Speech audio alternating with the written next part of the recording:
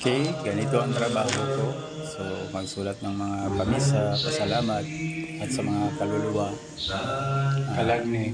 Siyempre, linggo ngayon, so dito ako sa office, naka-duty.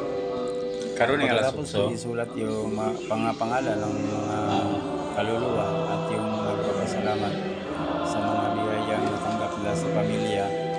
So, i-type ko na naman yun sa typewriter. Ayan.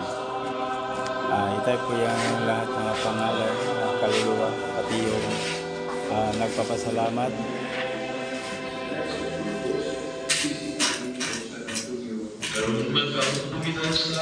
Tapos,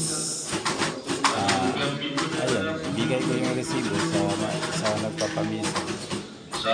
So, ngayon na, tapos na yung first mass. So, mamaya naman alas 8, choir. Second mass naman. Kuha na siya. So, yun lang sa linggong ito. Blessing. Good morning and happy Sunday sa Human sa karon sa first mass pwede na siya. Yara. Salamat.